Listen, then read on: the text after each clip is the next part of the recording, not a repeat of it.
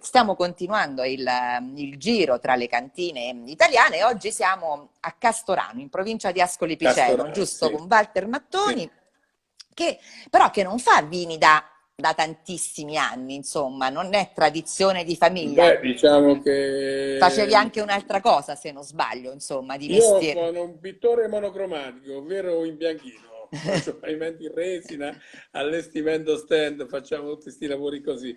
Siamo una società con un altro ragazzo e ho fatto sempre questo, però il vino l'ho sempre fatto. Eh. Lo faceva mio nonno materno, mio nonno paterno, lo faceva mio padre, lo facevo io, facevamo. Dopo è nato tutto negli anni 90, diciamo, quando andavamo all'Osteria dell'Arancio lì da Michele, che Ah, andavamo a sì, bere l'osteria tutte le della Ah, sere. stavi sempre E là, stavi, eh? sì, praticamente dove abbiamo conosciuto Marco Casolanetti, Osi degli Angeli e il Il Curni, Curni a Cupra Marittima, lo diciamo ai che nostri followers che magari ah, non lo sì, sanno. sì, E sì. quindi, È che lui dopo praticamente, insomma, ha preso 3 bicchieri con il Curi 97, ha stimolato un po' tutti, tutta la zona anche direi, a fare meglio. Io cavolo, quasi quasi ci provo, di quando il vino lo facevo, e ho iniziato nel 2000 un po' così con una barrique giusto per provare. Sembrava che venisse buono, di conseguenza abbiamo continuato, nel 2006 mi sono regolamentato insomma dal 2000 diciamo ufficialmente, da sempre diciamo, che da quando è iniziato la Toccatina? Da sempre, praticamente il vino abbiamo fatto e bevuto anche tanto. certo, certo, però è comunque una piccola cantina, insomma, non fai tantissime bottiglie, è No, una produzione di faccio nicchia, insomma. 7-8 mila bottiglie, sì, di 4 vini, che è Arsura, che è Montepulciano, Rosso Bordeaux, che ne faccio 300-400, che è il nostro Alicante Grenache, Vabbè, ovvero adesso ne Granato parliamo, sì, che è la chicca, scoperto anche, insomma, che sì. è la chicca Sì, della... poi dopo faccio un 2000 di Trebbienne, un 2000 circa di cose, dipende un po' dalle annate anche. Tutti i tuoi vini hanno fermentazioni naturali, no? Quindi te... Spontanee rimangono lì, cioè sì, quando partono le fermentazioni di solito li lascio lì, faccio tutte barricchette, cioè tutti i contenitori d'acciaio molto piccoli per non avere delle grosse sbalzi di temperatura, magari una botte grande potrebbe arrivare anche, perché non c'è il controllo della temperatura, non quindi c'è vino niente, naturale, quindi praticamente rientri, sì. insomma, in... Rimangono lì chi 15, chi 20 giorni, chi 22, insomma dipende un po' da com'è l'andamento climatico soprattutto. eh. E in base a questo faccio le fermentazioni e poi pulisco, lo metto di nuovo in acciaio e poi li passo in barrique, diciamo quasi tutti. Ho capito, ho Perciò. capito. Però sono buoni i Barrique di tuoi... secondo, terzo passaggio, vecchiotte, insomma, Ah non sì, barrique nuove. avevo letto, quindi per non dargli un'impronta insomma troppo forte di Sì, di legno, legno. insomma, certo, certo. No, perché i tuoi vini, io non sono, adesso ti dico, e tanto ce lo possiamo dire, insomma, anche se stiamo in dieta, non sono proprio amantissima dei vini naturali, insomma, di questa nuova tendenza, però i tuoi sono buoni.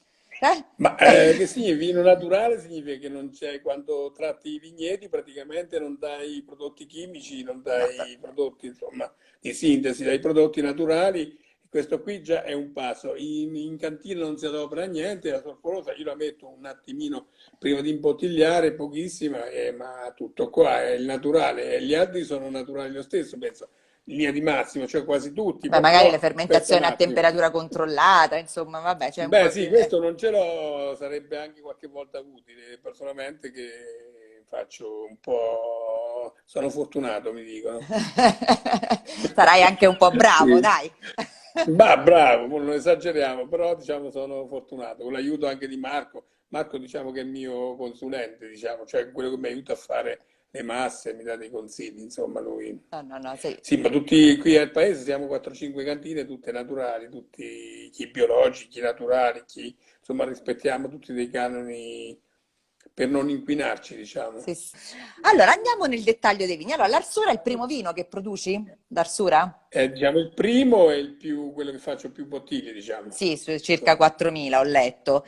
sì, E quindi circa. il nome, questa sete, parli di una sete atavica. Arsura era proprio un nome azzeccato, Arsura, una sete atavica. Noi avevamo una sete disumana, noi bevevamo per bere, non è che ci gli guardavamo al vino, abbiamo onorato, diciamo, il campo.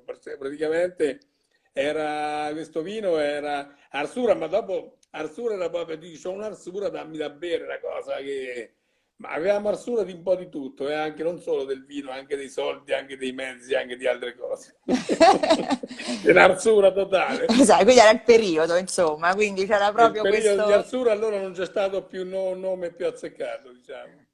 E poi adesso la bottiglia non ce l'hai, io non ce l'ho qui, non ce l'hai. Sì, Ah, ce ce l'ho l'hai, qui ecco, una... ah, ecco, bravo, faccela un po' vedere Vabbè, perché è particolare, eccola. no? C'è un'etichetta Sì. sfumata, vero? Raccontaci un po', insomma, questa Sì, questa è etichetta. praticamente, volevo dire che questo quando arrivi, questa è una tacchetta qui sull'etichetta, che quando arrivi qui cominci a vedere sfumato perché già sei un po', Un già, po' secondo brillo, me, insomma. un po' brillo, e allora cominci a vedere già l'etichetta un po' sfumata. Quella era l'idea e praticamente ci divertivamo all'inizio, ecco, anche adesso è rimasto perché tanto le cose bisogna farle per divertirsi soprattutto, anche se è diventato un impegno importante, però... Eh beh sì, certo, più si cresce, insomma, esatto, sì. esatto, esatto. E quindi e questa arsura dicevamo che è un Montepulciano 100%, vero? Tutto Sì, vinificato in... sì, di vigne vecchie, adesso c'è anche un po' di quella giovane, ma diciamo che praticamente vigne di oltre 50 anni, 45, 50, chi ce n'ha 60.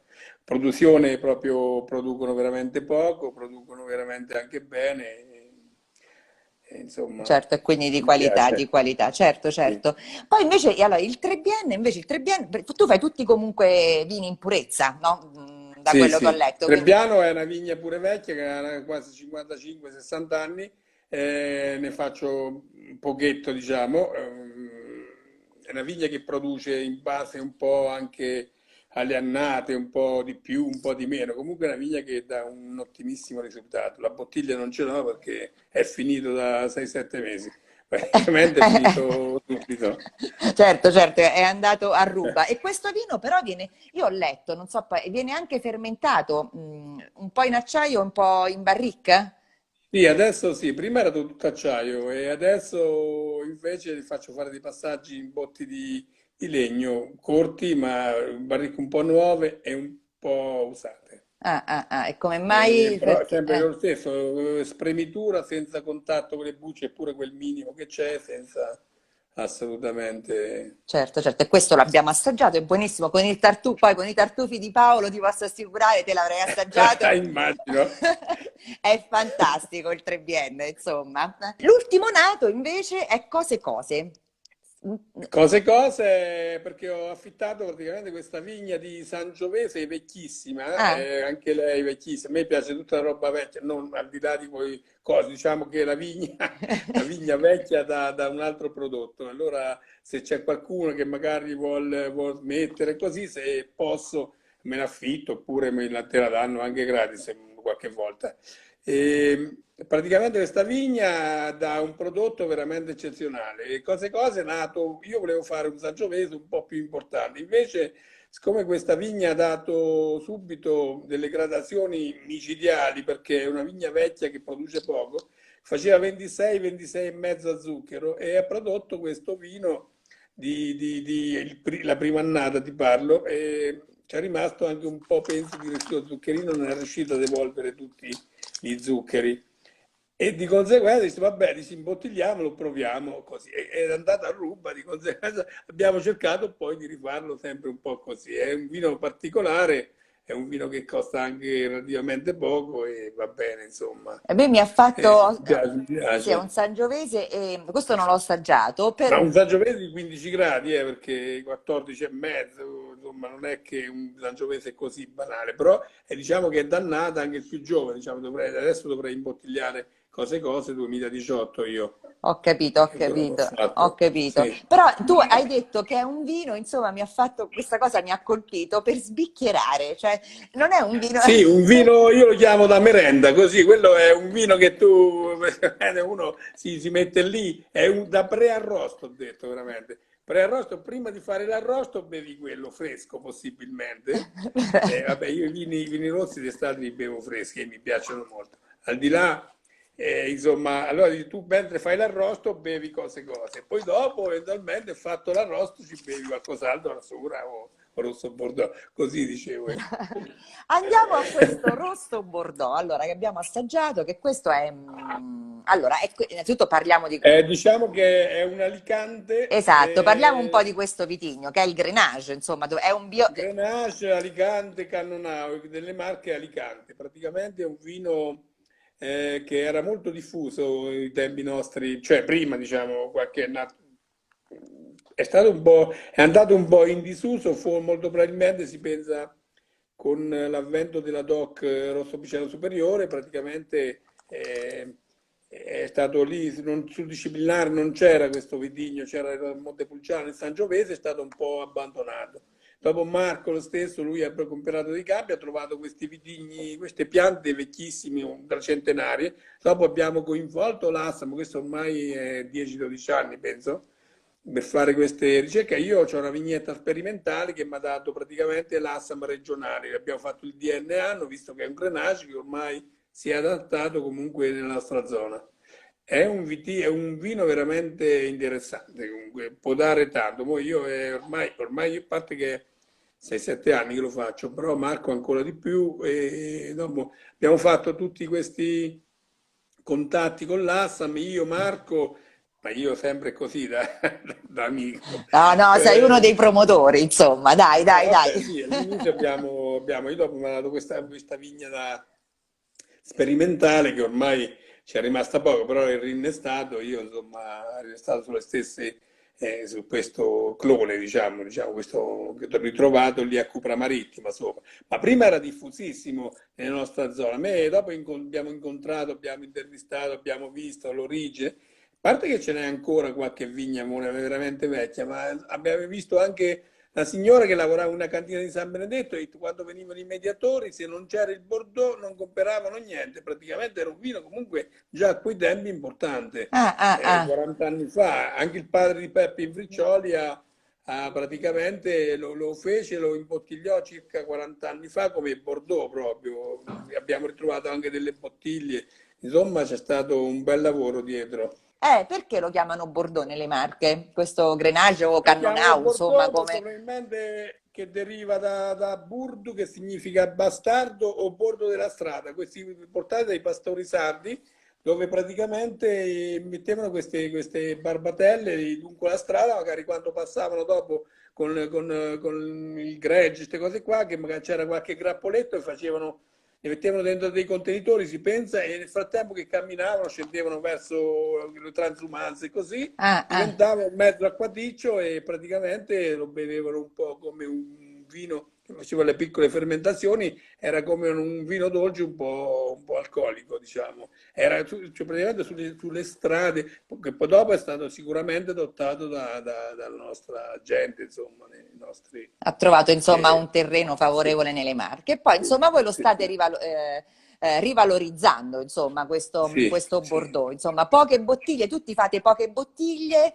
Sì, sì, perché il prezzo è molto elevato, diciamo, cioè elevato, diciamo giusto, per l'impegno, per la cosa, ma anche per dare un certo valore alla nostra zona. Questa qui è una zona che è stata un po' anche, abbiamo tanti produttori, bei produttori adesso tutti quanti, però diciamo che era stato un po', la zona era un po' sfigata se vogliamo, ecco. E invece con questo vino gli sta ridando un po' di interesse soprattutto, perché un conto quando c'è un vino che c'è un bel costo c'è un po' più di attenzione. Io ho letto un po' di Esatto. recensioni, no, però ne parlano tutti bene dei vari Bordeaux, però del tuo in particolare. Perché sono fortunato, io lo dico sempre. Forse hai ragione, o forse sei bravo, come dico io. No, vabbè, bravo, siamo tutti bravi. No, no, no, però ho detto, c'era anche un critico che è venuto insomma a una fiera, quindi mi sono letta un po' le recensioni. Il tuo proprio, adesso te lo leggo, diceva proprio che è una meraviglia, è una finezza di un frutto che appare disegnato con un compasso, ma anche insomma, è un vino degno per la sua intensità, con una progressione gustativa di raro fascino. Cioè, una poesia? Porca zozza, ci ha fatto un poema, mi piace, mi piace.